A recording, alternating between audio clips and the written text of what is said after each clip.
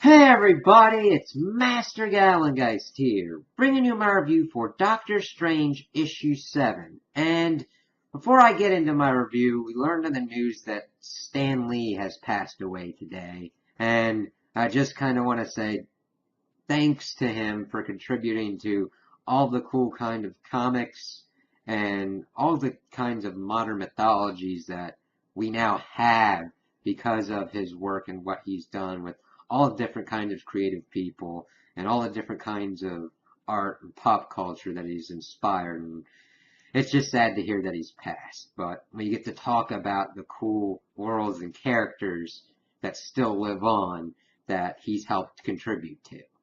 So let's get into the comic review. So this, I like story-wise what was going on with this issue.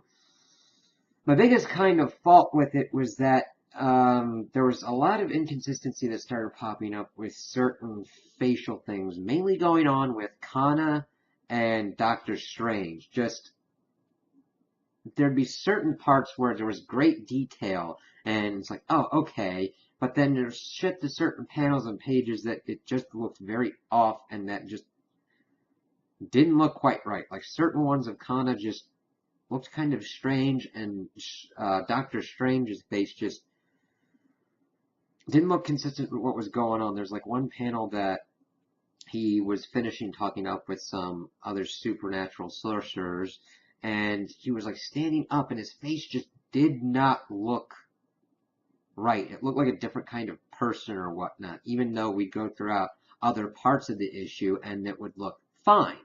It was just really strange inconsistency with this one. But we start off and we see this beggar in Atlantis. He's got this fever and everything. He's like trying to get food for like money and medicine and all that. In case he's like, oh, we see Casey as her Doctor Strange, like, oh, okay. There's been a lot of upheaval. Where'd you get this amulet thing? Oh, some ruins and everything. You probably thought it would work, and it's keeping you warm, right? Yeah, that's you're messing with kind of stuff that you don't quite understand. As she's kind of like taking it from him. That's of course when Strange pops up, telling her to kind of like calm down and try and assess the situation, and she unleashes Asteros's power. He's like this god of light and fire and chaos, and it's burning all of Atlantis. And Strange is like, Casey, what have you done? These people have never seen fire before. They don't know how to react. And you see the Atlanteans freaking out like they've never been on fire before. And this is not your typical kind of, regular fire. This is mystical fire that really, you see the Doctor trying to do any kind of mystical ways to contain it, but figures out that he can't and that it can only be contained within the amulet, and throws this dagger that he's got. Well, I think it's the scalpel. It looks more daggerish for some reason, unless he can like manipulate the length and size of it. But he's able to get the amulet back and contain the fire within. But he had the choice: it's either contain the fire or go after Casey, and he chose to contain the fire. We switch over. We see that Kana and Bats are both trying to figure out what happened to the multidimensional being that was holding Casey, but also kind of sussing each other out. I'm glad that Bats is still in here and we're still seeing stuff on this character because it's kind of cool. We see Kana using this kind of wand thing to have a temporal understanding of what happened, seeing Casey in prison. Bats talking about his Doctor Strange's oversized heart, kind of being like, is that a medical condition? No. And then Bats trying to figure out the nature of their relationship. Kana almost saying that she loves Doctor Strange, but saying instead that she admires him. They're able to use the wand and get the information that some kind of dark aurid entity, looks like a man, was able to kill the being and get a hold of Casey. Bat says that he would have recognized that aura before. It's like, okay, what's going on here? Get back to Doctor Strange's Sanctum Sanctorum, and he has conferred with his mystical brethren and seen that Casey is still building up her kind of arsenal. That she's stolen the Serpent Ring, the Sapphire of Storan, and like pages from the Darkhold. That's a pretty big kind of thing with that.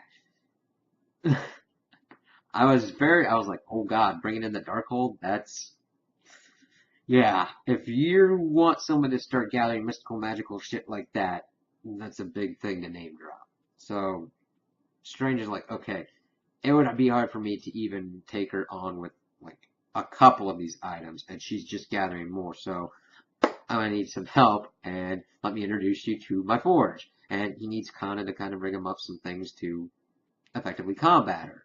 And she's, of course, geeking out, and that's pretty awesome to see going, oh, alright. And of course, she gives her lowdown of all this stuff with her society, essentially being the opposite, where they view science as more taboo than magic.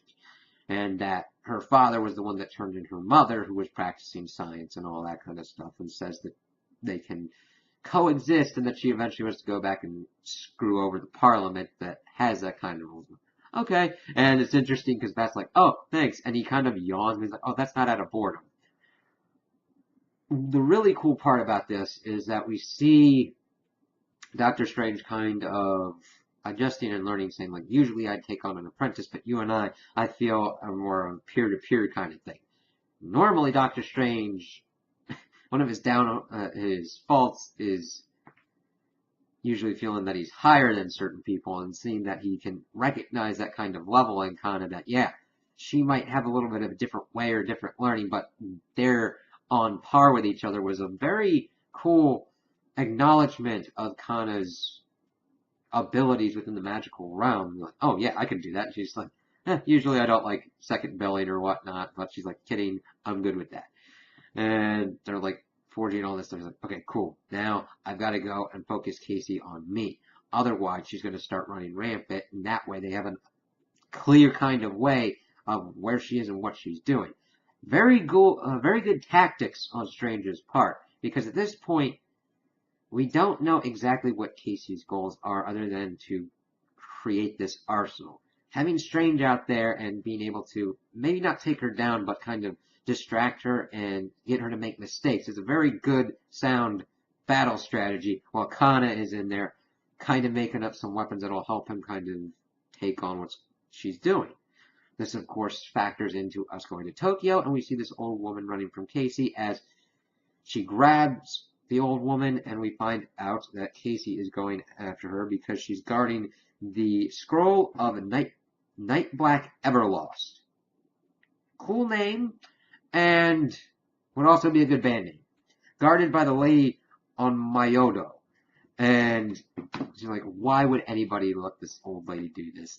And proceeds to grab the scroll, and he's like, not the kind of scroll that you were thinking of. And it's like starts trying to kind of constrain her and everything with this black kind of goo. And we see that Strange, of course, took a page out of Casey's book and disguised himself as the lady and is just trying to figure out what's going on. And he's like, listen, you're missing your soul. We need to help fix you. But of course, she's saying that the only reason Doctor Strange wouldn't come and get her is because that this person can't be the real Doctor Strange. So she's got to be the real Doctor Strange. Which is a very good avenue to take with this character. I'm like, okay, that definitely makes sense, especially someone who's been captive by a multi-dimensional being and somehow freed under strange circumstances. And he's still trying to get to her, and you're like, Casey, tell me what's going on. He's able to restrain her, but she keeps saying that, like, I'm the price you pay, I'm the price you pay. He's like, just tell me the magician that freed you and has pretty much weaponized you, because he said that earlier in the comic. And then we see this man come by and blast him, and he says, tell him, my child, he knows the name of Baron Mordo. And I'm like, I kind of had a feeling it would be Baron Mordo, but I like that he's been brought in. So we had seen him back when magic was kind of in flux, and then he had somehow been able to retain very strong levels of his magic. And he comes in, and then we're like, okay, what's Baron Mordo's game plan here? This is a pretty elaborate just start, so I'm intrigued to see what's going to be going on further and what his ultimate endgame goals are. So those are my opinions on the issue. Tell me what you guys think in the comments below.